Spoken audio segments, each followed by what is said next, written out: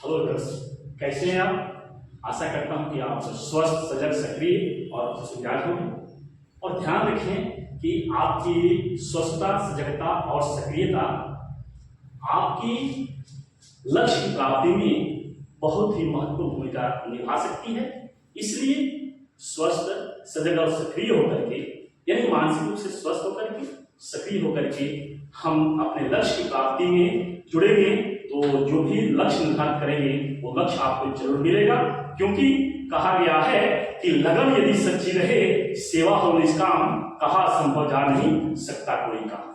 इसलिए कोई भी पढ़ाई के प्रति गतिविधि बढ़ाएं, आगे कदम बढ़ाएं तो लगन के साथ बढ़ाएं तो आपको सफलता जरूर मिलेगी। तो आइए इस सेशन में हम जुड़ते हैं तथ्यों के महासागर में कुछ विशिष्ट तथ्यों के साथ, जो कि संस्कृत विषय से है और उसमें आप संधि के तहत पार्ट 2 में जुड़ रहे हैं व्यंजन संधि से, जिसमें हम व्यंजन संधि के महत्वपूर्ण नियमों के साथ, उसके महत्वपूर्ण उदाहरणों के साथ हम जुड़ेंगे और उसे समझेंगे, समझते हुए आगे बढ़ेंगे। तो व्यंजन संधि किसे कहते हैं? यह व्यंजन जिस संधि में जो विकार परिवर्तन होता है वह व्यंजन के वर्ण जो है उनका मिलन होता है और तब विकार उत्पन्न होता है, उसे व्यंजन संधि कहते हैं। तो एक तरह से व्यंजन संधि में किसका मेल होता है? व्यंजन वर्णों का मेल होता है। व्यंजन वर्ण जब मिलते हैं और उनके मिलने से जो विकार उत्पन्न होता है, जो परिवर्तन होता है, उसे ही हम व्यंजन संधि के नाम से जानते हैं। तो आइए नियम नंबर 1 के तहत हम देखते हैं कि 1 का 3 होना, 1 का 3 होना अर्थात पहले वर्ग का तीसरे वर्ग में परिवर्तन हो जाना। यानी जो पहले वर्ग का जो प्रथम क्या है वर्ण है, उसका वर्ग के उसी वर्ग के तृतीय वर्ण में परिवर्तन हो जाना, इस नियम का मतलब है। 1 का 3 होना अर्थात जो वर्ण है क, च, ट, त, प, यानी वर्ग का प्रथम जो वर्ण है क, च, ट, त, प, तो इसका परिवर्तन ग में हो जाता है। क का ग में, च का ज में, ट का ड में, त का द में और प का ब में। कब? जब ये प्रथम जो वर्ण है पहले आते हैं और उसके बाद से कोई जो है सो स्वर वर्ण आता है, तब ऐसी परिवर्तन हमें देखने को मिलते हैं।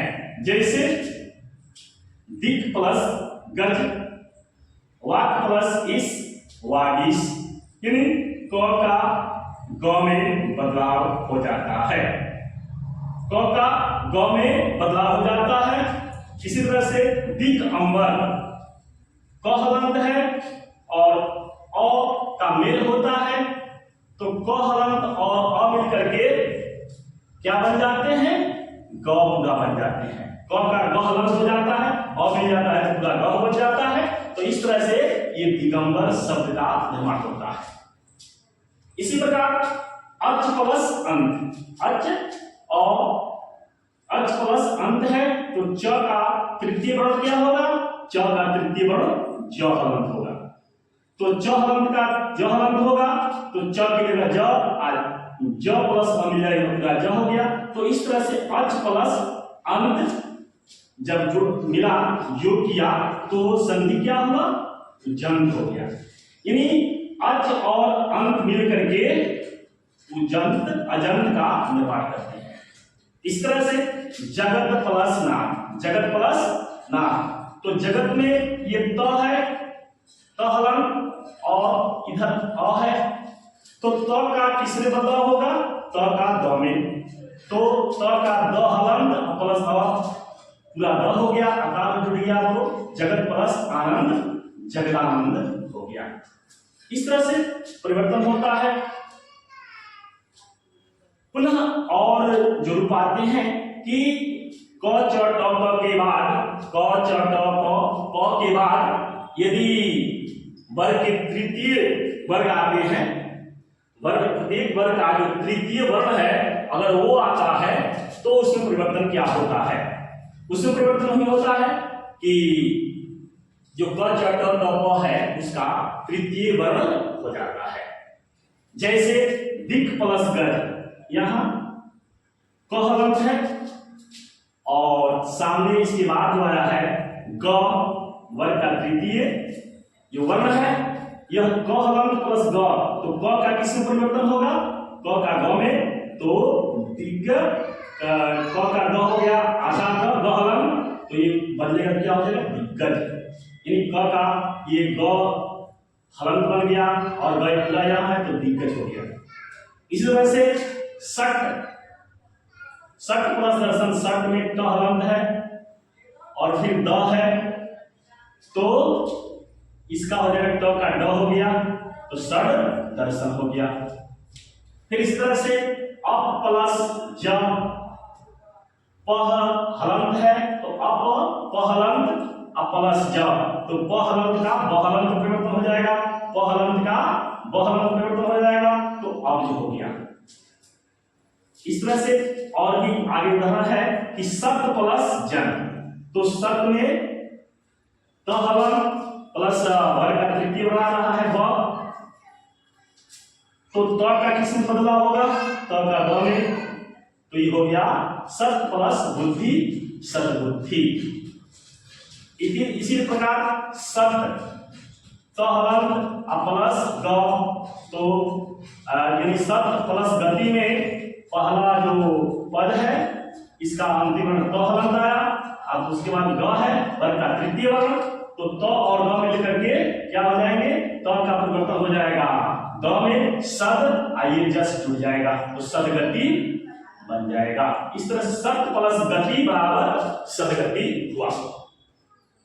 तो इस तरह से एक का तीन होना हम इस नियम के तहत जाने कि एक का तीन कैसे होता है।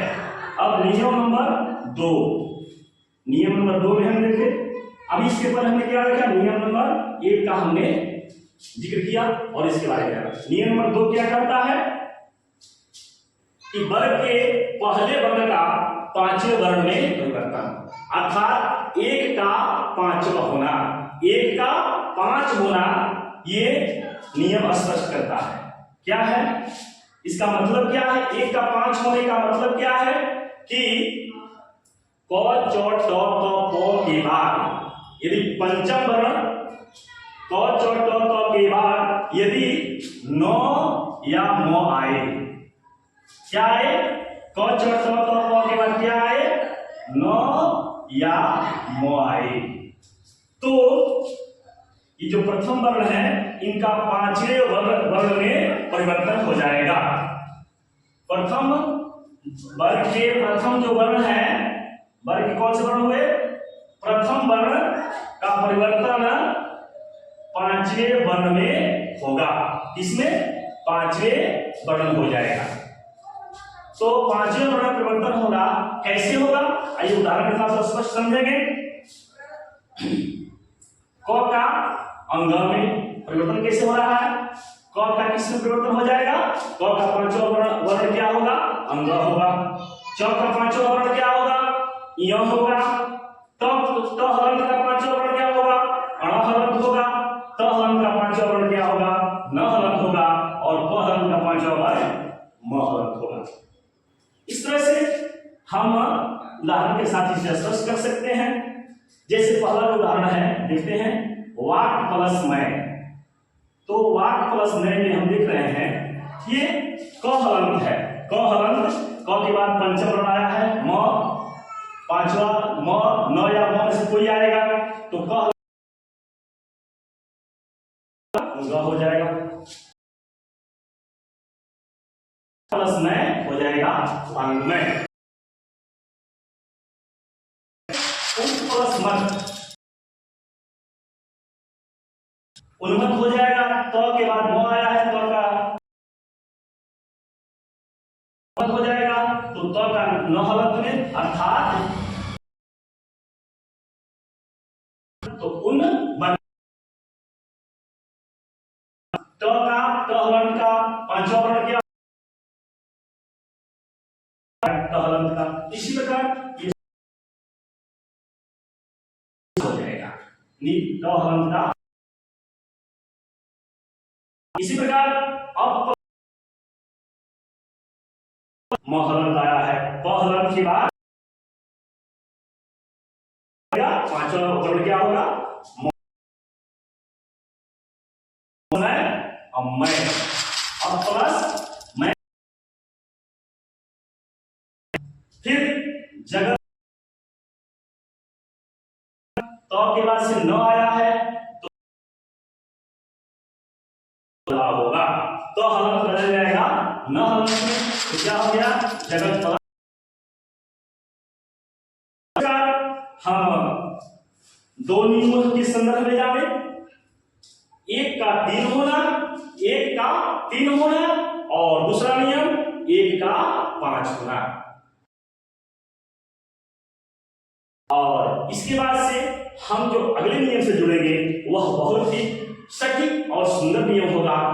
आइए उनसे भी जुड़ते हैं और देखते हैं कि वह आपको कैसे आपके शब्द की शक्ति को कैसे बढ़ाता है और आप जैसे शब्दों से परिचय कैसे करेंगे।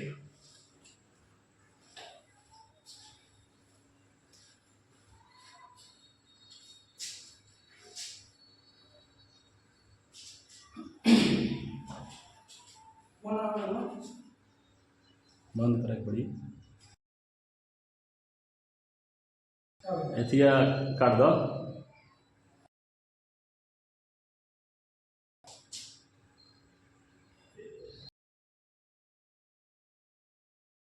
नेटवर्क खत्म हो जाए नहीं चले वैसे नेट नहीं। अरे सीधे हटा दो एरोप्लेन मोड में कर दो, ये मुझे नहीं लगा यार वो काटना पड़ेगा। हाँ वो हो जाएगा एरोप्लेन मोड में कर दो कट जाएगा। चलिए तो तीसरे नियम के तहत हम जुड़ते हैं कि तीसरा नियम क्या कहता है। यह नियम है च छ संबंधी, जिसमें कैसे विकार उत्पन्न होगा उस पर हम ध्यान देंगे। हमें ध्यान कर देना है कि किस, तो देखते हैं कि ह्रस्व स्वर के बाद यदि छ आता है हो जाता है, यानी यहां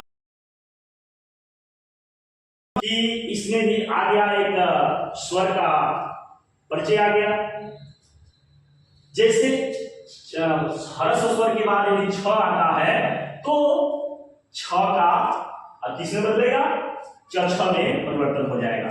जैसे छत्र प्लस छाया, छत्र छाया, छत्र प्लस छाया क्या हो गया छत्र छाया। उसी प्रकार अनु प्लस छेद, अनु के साथ क्या है क्या है छोटा ऊ, यानी हर्ष कहेंगे ऊ आ गया प्लस छ आ गया, तो ऊ और छ जब परिवर्तन होगा तो ये च छ में बदल जाएगा, अनुच्छेद हो जाएगा। बहुत ही महत्वपूर्ण ये संधि विच्छेद है। अनु प्लस छेद बराबर क्या होता है अनुच्छेद। अनुच्छेद शब्द बहुत ही चर्चित शब्द है, इसको अच्छी तरह से समझ लेंगे क्योंकि अनुच्छेद आपको जो है सो बार बार लिखने को आता है। जो अगर निबंध लिखेंगे तो उसमें आपको 4 या 5 चर्चित है। इसी तरह से स्व प्लस छंद और अ के बाद छ आ रहा है तो वही छ का छ में परिवर्तन हो जाएगा तो स्वच्छंद हो जाएगा। स्व प्लस छंद स्वच्छंद हो जाएगा। ठीक इसी प्रकार परि प्लस छेद, परि प्लस छेद।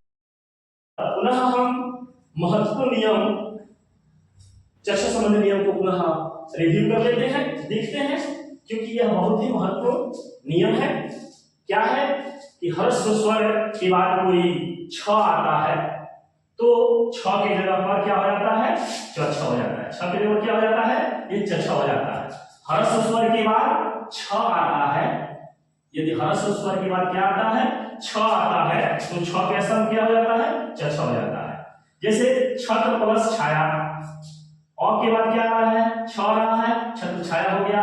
अनु प्लस छेद, उ के बाद छ आ रहा है, ह्रस्व स्वर के बाद छ आ रहा है, तो अनुच्छेद हो गया, यहाँ छ हो गया। इसी प्रकार स्व प्लस छंद, अ के बाद छ आ रहा है, तो छ हो गया, स्वछंद हो गया। परि प्लस छेद, ई के बाद जो छोटी ई है उसके बाद छ आ रहा है, तो छ की जगह क्या हो गया, छ हो गया, तो परि प्लस छेद परिच्छेद हो गया। इस तरह से आप थोड़ा सा इसे ध्यान से पढ़ेंगे और ध्यान से इसे जुड़ करके याद करेंगे, तो यह जो है सो आपकी परीक्षा में बहुत काम आएगा। क्योंकि हमें जो है सो थोड़ा सा लगन के साथ इसे धैर्यपूर्वक पढ़ना है और समय का ध्यान रखते हुए हमें अपनी परीक्षा की भी तैयारी करना है, व्यस्त रहना है, मस्त रहना है, पढ़ाई में सदैव मस्त रह करके आगे बढ़ते चलना है, तभी आप जो है सो अपने लक्ष्य को पाएंगे। एक एक जो है सो नंबर के लिए हमें हमेशा प्रयासरत रहना है, तब आप जाकर के अच्छे अंकों के साथ उत्तीर्ण हो सकते हैं। तो आइए नियम नंबर हम 4 देखते हैं। यदि तो या द के बाद ह या ध आए तो घ त या ध के स्थान पर ध हो जाता है, लेकिन घ का ख ही रह जाता है। जैसे उदाहरण हम देखेंगे, तत् प्लस हित, तत् प्लस हित, तो के बाद क्या आ रहा है, ह आ रहा है।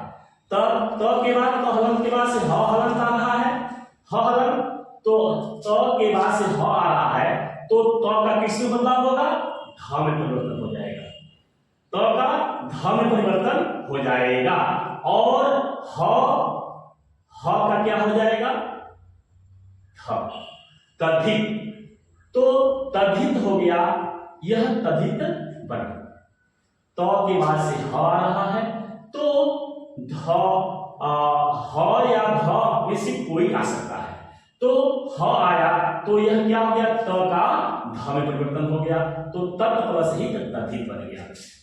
इसी प्रकार उत प्लस घाटन, तो घ आ गया, यहां घ, तो घ की जगह पर क्या होगा, तो का द में परिवर्तन हो जाएगा और बाकी जो जस का तस में जुड़ जाएगा, तो उत प्लस घाटन उद्घाटन हो जाता है। इसी प्रकार उद प्लस हरण, उद प्लस हरण, द के बाद से ह आ रहा है, तो द के बाद से ह आ रहा है, ह या घ में से कोई आएगा, ह या घ में से कोई आएगा, तो त या द के स्थान पर घ हो जाता है, पर घ का घ ही रह जाता है। यदि घ यदि आएगा तो घ का ख ही रह जाएगा। यदि घ आता है, ध आता है, तो घ द के स्थान पर ध हो जाता है। यानी कुछ परिवर्तन पर हमें विशेष फोकस करनी है। क्या परिवर्तन पर फोकस करनी है, तो या द के बाद यदि ह आता या ध आता है, तो या द के स्थान पर ध हो जाएगा, परंतु यदि घ आता है तो घ ही रह जाता है, घ आता है तो घ ही रह जाता है। तो जैसे उत प्लस घाटन आया है, तो घ का तो घ ही रह गया, लेकिन त का जैसे द में परिवर्तन तीसरे अर्थ हो जाता है, उद्घाटन हो जाता है, और घ का ख ही रह जाता है। तो ये इस पर फोकस करेंगे कि जब घ रहेगा तो घ का ख ही में परिवर्तन हो जाता है। और उच्च प्लस हरण उद्धरण बहुत ही महत्वपूर्ण शब्द है जो संधि के लिए है।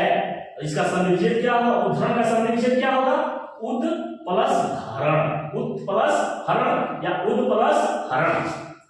इसी प्रकार उत प्लस हार, उत प्लस हार, तो के बाद क्या आया है, तो के बाद ह आया है, तो या दो के बाद ह आने पर, ह या ध आने पर, तो या दो के स्थान पर ध हो जाता है, तो ह का ध हो जाता है, उद्धार। तो इस उत प्लस हार क्या हो गया, उद्धार हो गया।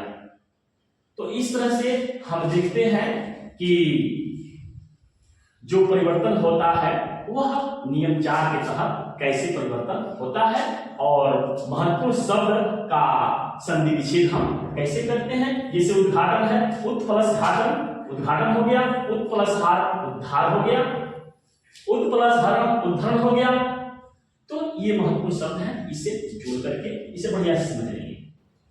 फिर नियम नंबर 5, नियम नंबर 5 के तहत 2-3 नियम हम ध्यान देंगे।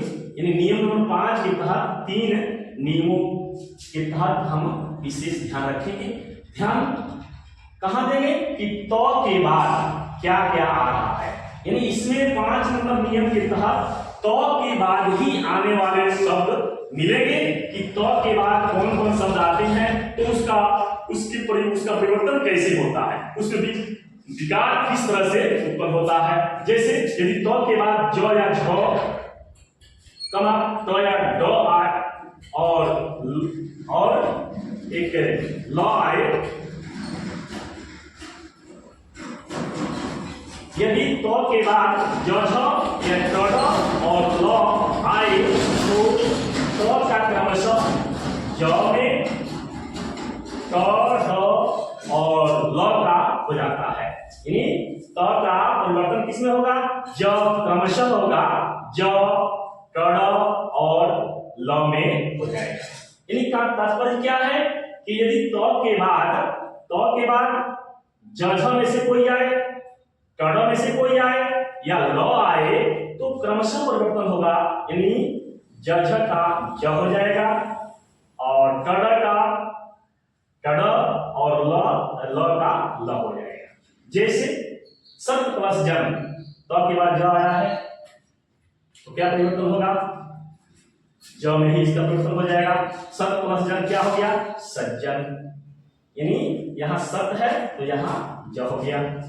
इसी प्रकार जगत प्लस जननी, तो के बाद ज आ रहा है तो का क्या होना चाहिए, तो का ज में परिवर्तन होना चाहिए। तो का कहां बदला, ये जन बदल गया, जगत जननी हो गया, जगत जननी जगत जननी। इसी बात तत् प्लस टीका, तो के बाद क्या आया है, तो आया है, तो के बाद क्या आया है, तो आया है। तो जब आएगा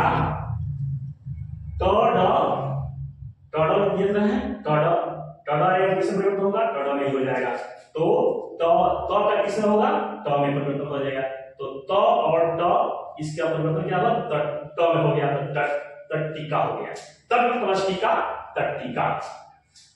इसी प्रकार उत प्लस डयन, उत प्लस डयन, तो के बाद क्या आया है, ड आया है, तो के बाद ड आया है तो उसका किसमें बदलेगा, ड में बदल जाएगा, तो का ड में परिवर्तन हो जाएगा। तो क्या हो गया, तो का ड में परिवर्तन हो गया। उत प्लस ड उड्डयन, यानी उत प्लस डयन उड्डयन हो गया। इस तरह से हम सब परिवर्तन पर ध्यान देंगे। तत् प्लस लीन, तो के बाद क्या आया है, ल आया है, तो के बाद ल आने पर क्या परिवर्तन होगा, ल में ही त का परिवर्तन हो जाएगा। तो तत् प्लस लीन, त का किसमें परिवर्तन होगा, ल में होगा, तो तत् प्लस लीन क्या हो जाएगा, तल्लीन हो जाएगा। इसी प्रकार तत् प्लस लेख, उत प्लस लेख, त के बाद ल है तो त का किसमें परिवर्तन होगा, ल में, तो उत प्लस लेख क्या हो गया, लेख हो गया। तो इस तरह से हम इस नियम से जुड़े। अगर इसी के तहत दूसरा नियम है कि तो के बाद यदि स हो तो का च में परिवर्तन और स का छ में परिवर्तन हो जाता है। क्या हो, तो के बाद यदि त्लावे स आए तो का ज में और त्लावे स का छ में परिवर्तन हो जाता है। कैसे उदाहरण से हम देखेंगे, उत प्लस श्वास, तो के बाद क्या आया है, त्लावे स आया है, तो का किसमें परिवर्तन होगा, तो का परिवर्तन च में और स का परिवर्तन किसमें, छ में। तो बदल जाएगा च में और स बदल गया छ में। क्या हो गया, उत प्लस श्वास उच्छ्वास हो गया, तो ये परिवर्तन हो गया। फिर इसी प्रकार उत प्लस शिष्ट, उत प्लस शिष्ट क्या होगा, त के बाद स आया है तो का किसमें बदलेगा, तो च में बदल जाएगा, और स किसमें बदल जाएगा, छ में बदल जाएगा। तो च में बदल गया, छ बदल गया, उत प्लस शिष्ट क्या हो गया, उच्छिष्ट हो गया। इसी प्रकार तो संबंधी नियम के तीसरा नियम में हम देखते हैं कि यदि तो के बाद ह आए, तो के बाद से ह आए तो का द में और ह का ध में परिवर्तन हो जाता है। ये इस पर हम फोकस कर रहे हैं कि तो संबंधी नियम क्या है। नियम नंबर 5 के तहत तो संबंधी नियम हम देख रहे हैं। तो के बाद यदि ह आता है तो का किसमें परिवर्तन होगा, द में परिवर्तन होगा और ह का ध में परिवर्तन होगा। यहाँ दो परिवर्तन हमें देखने को मिल रहे हैं। यदि के बाद ह आता है तो दो परिवर्तन हमें देखने को मिल रहे हैं। पहला परिवर्तन क्या कि का द में बदलाव होगा और ह का किसमें बदलाव होगा, ध में होगा। उदाहरण से स्पष्ट हो जाता है। उत प्लस हार, तो के बाद ह आया है, तो के बाद ह आया है तो के बाद ह आया है तो का किसमें हो जाएगा, द में और ह का ध में। तो इस तरह से जो परिवर्तन होगा तो क्या हो जाएगा, उत प्लस हार मिलकर के उद्धार हो गया। इसी तरह से तत् प्लस हित, त का ध में और ह का ध में, तो तत् प्लस हित तद्धित हो गया। तो इस तरह से हम देख रहे हैं कि नियम नंबर 5 के तहत तो संबंधी जो नियम है ये सारे नियम इसमें आ जाते हैं और किस तरह से परिवर्तन होते हैं थोड़ा सा इस पर फोकस करेंगे तो ये पूरे जो है नियम समझ में आ जाएंगे। और सिर्फ वही बात कहेंगे कि लगन यदि सच्ची रहे सेवा हो निष्काम, कहा संभव जा नहीं सकता कोई काम। इसलिए आप लगन के साथ इसे देखें और समझें और इसको तैयारी कर लें ताकि परीक्षा में आए प्रश्न तो किसी प्रकार की दिक्कत ना हो। इसके साथ ही परीक्षा में केवल संधि संबंधी समस्या का समाधान नहीं होगा, अपितु आप संस्कृत पढ़ेंगे तो उसमें भी काम आएगा या हिंदी के जो कठिन शब्द है उसको तोड़ करके अर्थ लगाने में भी ये कारगर साबित होता है। तो इस तरह से आप नियम नंबर 5 से जुड़े और उससे संबंधित तो संबंधित जितने हैं नियम उससे आप जुड़ाव किए और ये आपको अच्छा तरह से समझ आ गया होगा उम्मीद है। अब हम नियम नंबर 6 पर चलते हैं। नियम नंबर का नियम है, यह बताता है कि यदि पूर्व पद के अंत में म हलंत रहे और उसके बाद कोई स्पर्श व्यंजन आए तो म के स्थान पर उसी स्पर्श वर्ण का पंचम वर्ण हो जाता है। क्या समझ है कि यदि म के बाद यानी पूर्व पदांत म हलंत आए और म हलंत के बाद स्पर्श व्यंजन आए तो उस स्पर्श व्यंजन का पंचम वर्ण में परिवर्तन म का हो जाता है। जैसे उदाहरण देखते हैं कि सम प्लस चार, यहाँ सम है, सम जो पूर्व पद है इसके अंतिम वर्ण म हलंत है और आने वाला जो उत्तर पद का पूर्व वर्ण है वह च है। तो सम च जो कि स्पर्श व्यंजन है तो च का पंचम अक्षर य हो जाता है। तो क्या हो जाएगा, सम प्लस 4 इक्वल टू संचार हो जाता है। यानी सम धन 4 बराबर संचार, च का य में परिवर्तन हो गया है।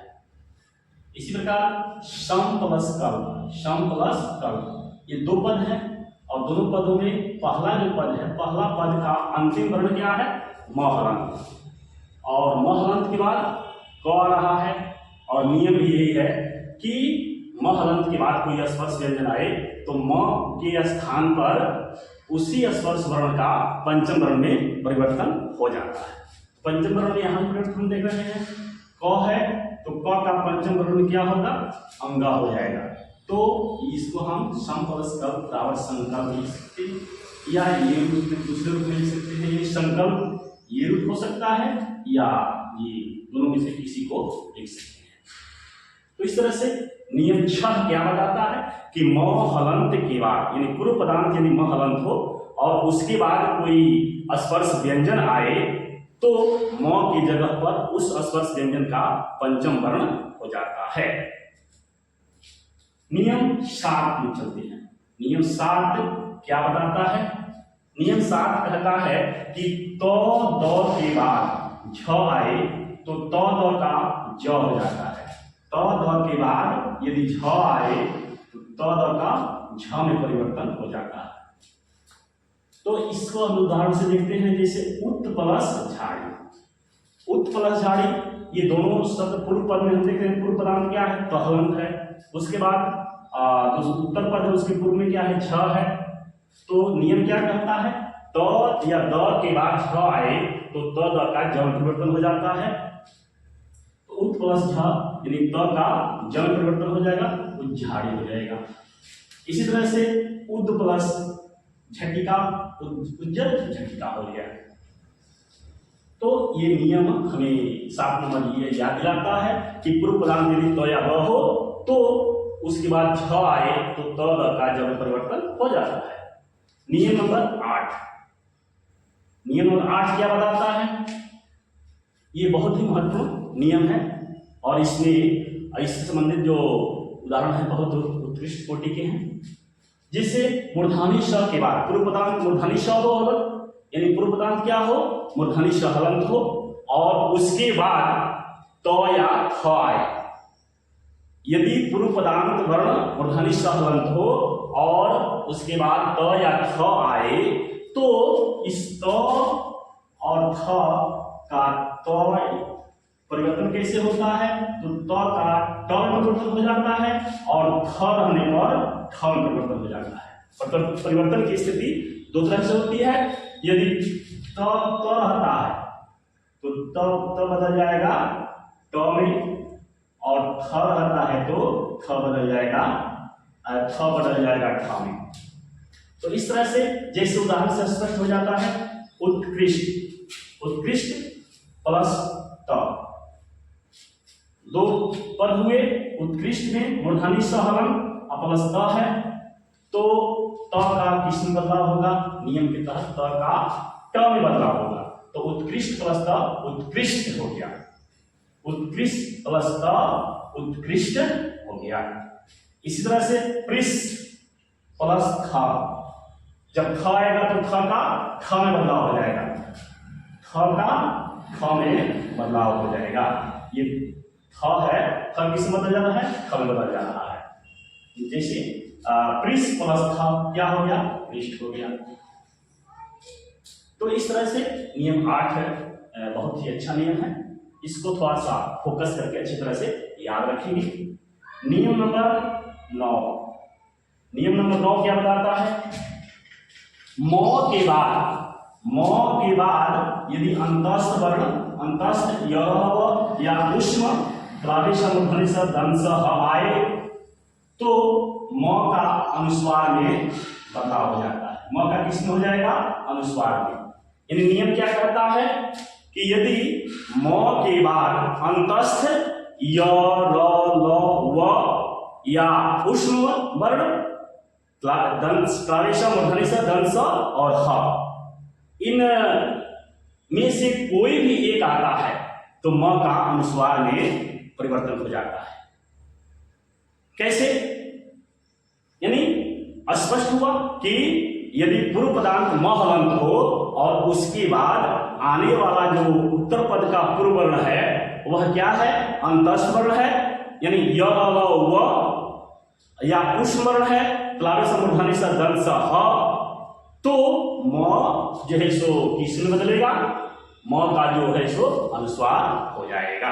जैसे सम प्लस जो पूर्व पदांत, ये पूर्व पद हुआ और उत्तर पद हुआ, मिलकर के क्या हुआ, संयोग। पूर्व पद का महलन और उसके बाद से अंतस्थ वर्ण है यह, तो म का विसर्ग में अनुस्वार बदल गया और संयोग हो गया। इस तरह से सम प्लस यम, सम प्लस यम संयम हो गया। सम प्लस वार, इसी तरह से है, म हलंत के बाद से अंतस्थ वर्ण वह है तो वह हो गया, म का म हलंत का अनुस्वार बदल गया, सम प्लस वार संवाद हो गया। इसी प्रकार सम प्लस रक्षण, अंतस्थ वर्ण है म हलंत के बाद से र अंतस्थ वर्ण है तो संरक्षण, इसका रूप हो गया, संधि शब्द हो गया। सम प्लस रक्षण संरक्षण। सम प्लस लाभ, अंतस्थ वर्ण है, इसका संधि शब्द हो गया संलाप। इसी प्रकार सम प्लस सार, उष्ण वर्ण है, उष्ण व्यंजन, तो सम प्लस सार क्या हो गया, संसार हो गया। इसी प्रकार सम प्लस षटकोण, सम षटकोण हो गया, और सम प्लस हार यानी संहार हो गया। ह उष्म व्यंजन है, म हलंत के बाद से उष्म व्यंजन ह आ रहा है, इसलिए म का अनुस्वार हो जाता है, सम प्लस हार बराबर संहार हो गया। तो इस तरह से ये नियम बहुत ही महत्वपूर्ण है, इसे फोकस करके अच्छी तरह से याद कर लेंगे, क्योंकि म के बाद अंतस्थ वर्ण आए या उष्म वर्ण आए तो म का क्या हो जाएगा, अनुस्वार में बदलाव हो जाएगा। यानी म हलंत के बाद से अंतस्थ वर्ण य र व या उष्म वर्ण प्लावे से मूर्धन्य स दंत स ह, इन आठों में से कोई एक आए तो म हलंत का अनुस्वार में परिवर्तन हो जाता है। इसी प्रकार हम चलते हैं, आगे बढ़ते हैं नियम की कड़ी 10 नंबर से। नियम 10 नंबर क्या कहता है देखेंगे। नियम 10 नंबर क्या कहता है, यह भी बहुत ही अच्छा उदाहरण हमारे सामने रखता है, जो कि संस्कृत विषय पढ़ने में विशेष करके यह काम आएगा, और हिंदी में भी महत्वपूर्ण संधियों का संधि निषेध करने में हमें काफी सहयोग यह देगा। तो आइए 10 नंबर नियम देखते हैं। नियम कहता है कि यदि अकार या आकार यानी अ की मात्रा या आ की मात्रा, नियम क्या कहता है, यदि अकार या आकार को छोड़कर किसी स्वर के बाद दंत स या दंत स हलंत आए, यानी पूरा स आए या आधा स आए, तो क्या परिवर्तन होता है, तो वह स और स यानी स और आधा स हलंत का मूर्धनि स या मूर्धनि स हलंत में परिवर्तन हो जाता है। क्या समझे कि यदि पूर्व पदांत वर्ण अ या आ को छोड़कर के कोई भी स्वर आए तो, और स्वर के बाद यदि स आता है, स या दंत सहलन आता है, तो स या सहलंत का क्या हो जाएगा, मूर्धनि स या मूर्धनि सहलंत में परिवर्तन हो जाएगा। जैसे उदाहरण देखते हैं, वी प्लस सम, देख रहे हैं कि यहाँ पर छोटी की मात्रा है, वह हर्षिकार है, यहाँ अ नहीं है, क्योंकि अ आ को छोड़ करके यहाँ बात की गई है कि अ आ छोड़ करके पूर्व पदांत जो वर्ण आएगा वह विसर्ग रहेगा, संधि सॉरी स्वर वर्ण रहेगा, और उसके बाद से दंत स या दंत स हलंत आता है तो उसका मूर्धनि स या मूर्धनि स हलंत में परिवर्तन हो जाता है। किसका, दंत स का। तो वी प्लस सम क्या हो जाएगा, स का मूर्धनि से परिवर्तन होगा, तो ये हो जाएगा विषम, ये मूर्धनि से परिवर्तन हो गया तो ये विषम हो गया। इसी तरह से प्रति प्लस स्थान, हम देख रहे हैं ई छोटी की मात्रा है और ये दंत स हलंत है, दंत स हलंत है, आधा स है तो यह आधा मूर्धनि स हो जाएगा, प्रतिष्ठान हो जाएगा, आधा मूर्धनि स ये प्रतिष्ठान हो गया। इसी प्रकार अभी प्लस से पूरा दंत स पूरा है तो किसमें बदल जाएगा, मूर्धनि से पूरा बदल जाएगा, अभी प्लस से मिलकर क्या हो गया, अभिषेक, मूर्धनि से पूरा हो गया और ये शब्द अभिषेक हो गया, संधि शब्द। इसी तरह से नी प्लस सिद्ध मिलेगा तो क्या हो गया, न हर्षिकार ई या प्लस ई पूरा स है दंत स, तो वहां पूरा मूर्धनि स हो जाएगा, तो संधि शब्द क्या हो गया, नी प्लस सिद्ध मिलकर के निषिद्ध हो गया, जो ये परिवर्तन हुआ है मूर्धनि से बदलाव हो गया है। तो इस तरह से यह जो नियम नंबर 10 की है बहुत ही अच्छा है व्याकरण की दृष्टि से, और संधि को तोड़ने की दृष्टि से यह बहुत ही महत्वपूर्ण स्थान रखता है। तो इस तरह से नियम 10 से जुड़े नियम क्या कहता है कि यदि आकार या आकार की मात्रा को छोड़ करके कोई भी स्वर आता है, उसके बाद से दंत स या दंत स हलंत आता है, तो दंत स या दंत स हलंत का किसमें परिवर्तन होता है, मूर्धनि स या मूर्धनि स हलंत में परिवर्तन हो जाता है, जैसा कि हमने सब उदाहरण में देखा।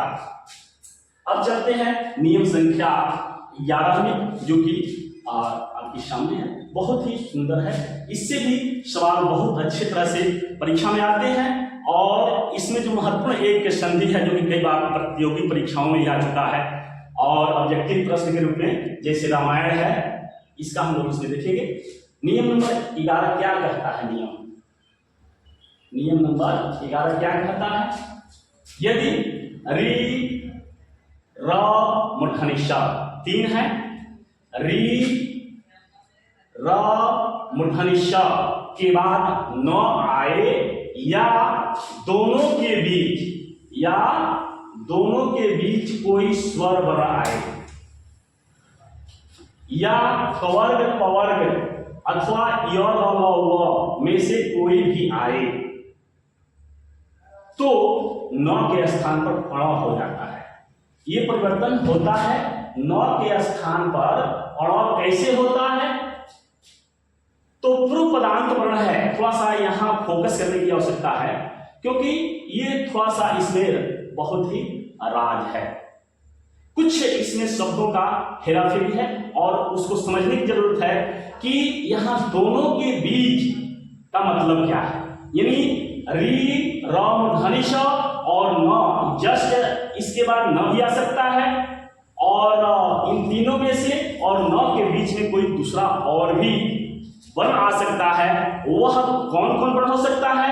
या तो स्वर वर्ण हो सकता है या कवर्ग पवर्ग हो सकता है अथवा य व, यानी इन तीनों प्रकार के वर्णों में से कोई भी हो सकता है। तो उस स्थिति में न के स्थान पर अण हो जाता है, परिवर्तन होता है। तो इसे हम पूरी तरह से फोकस करके याद कर लेंगे, समझ लेंगे। क्या समझे आप कि री र मूर्धनि ष के बाद न आए अथवा इन दोनों के बीच यानी री और न रहे, र और न रहे, मूर्धनि ष और न रहे, इन इस प्रकार रहे और इनके बीच कोई स्वर वर्ण या कवर्ग पवर्ग में से कोई अथवा य व में से कोई आ जाए तब उस स्थिति में न के स्थान पर अण हो जाता है। जैसे उदाहरण देखिए, भ र हलंत प्लस अन, पहले ही आ गया स्थिति कि री र और मूर्धनि ष के बाद न या दोनों के बीच कोई वर्ण, तो दोनों के बीच आ गया र और न के बीच एक स्वर वर्ण आ गया तो न का किस परिवर्तन होगा? अण में हो जाएगा। और ये दोनों में कोई परिवर्तन नहीं होगा, ये जुड़ जाएंगे और वैसे ही हूबहू आकर के उतर जाएंगे। तो इसके साथ ये जुड़ गया और इस न का अण हो गया तो क्या हो जाएगा? भरण हो जाएगा। तो भर हलन प्लस अन भरण हो गया।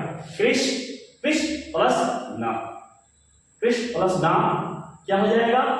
कृष मूर्धनि ष के बाद जस्ट न है तो न का अण में परिवर्तन बिल्कुल हो जाएगा। तो ये क्या हो गया? कृष प्लस न कृष्णा, न का अण में परिवर्तन हो गया। इसी प्रकार री प्लस न क्या हो जाएगा? री के बाद जस्ट न है तो यह ऋण हो जाएगा। इसी तरह से है त्रिश प्लस न, त्रिश प्लस न मूर्धनि ष हलंत के बाद से न है तो तुरंत जैसे न का अण में परिवर्तन होगा तो तृष्णा हो जाएगा। इसी प्रकार भूष प्लस अन, चूंकि यहां जो ये परिवर्तन है दोनों के बीच में कोई स्वर आ रहा है, जैसे ये आया था उसी तरह से यह भी न और स मूर्धनि ष के बीच में स्वर आ गया तो इसका जैसे न का अण बदल जाएगा और ये दोनों मिल जाएंगे। तो भू स प्लस अ हो गया, पूरा स हो गया, श और न का अण यानी भूष प्लस अन भूषण।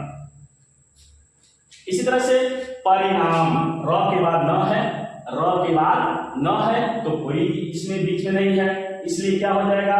परि प्लस नाम बराबर परिणाम। अब राम प्लस अयन, राम प्लस अयन, अयन तो देख रहे हैं न और क्या म, पवर्ग और र के बीच क्या है? न और म के बीच यानी यहां है पवर्ग और न के बीच में ये वर्ण आ गए हैं तो उसके बाद ये जैसो न का अण में परिवर्तन हो गया तो राम प्लस अयन रामायण हो गया। तो इस तरह से यह राम प्लस अयन रामायण, इसे दीर्घ संधि स्वर संधि में भी हम रखते हैं।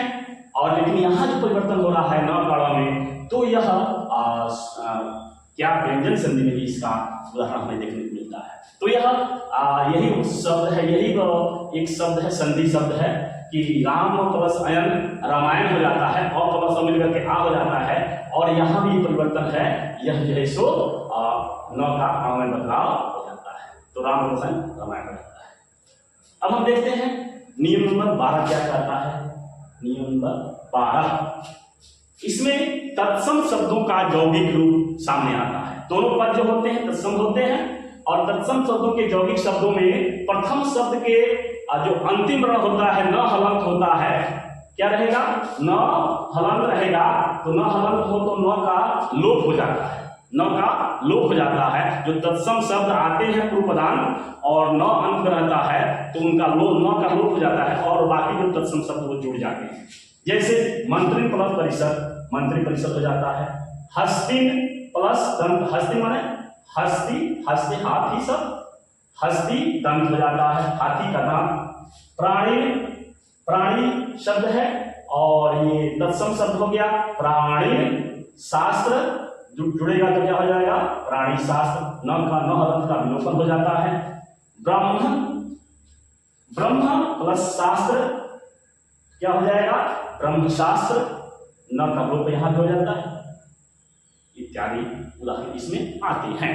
तो इस प्रकार हम व्यंजन संधि के तहत आने वाले लगभग 12 नियमों को अच्छी तरह से देखें, और इसके क्या क्या उदाहरण रहे, वह उदाहरण जो है सो संस्कृत पढ़ते समय या हिंदी पढ़ते समय संधि जो का प्रयोग हम ये जानते रहेंगे तो शब्दों को तोड़ करके उसका अर्थ लगाने में बड़ी आसानी होती है।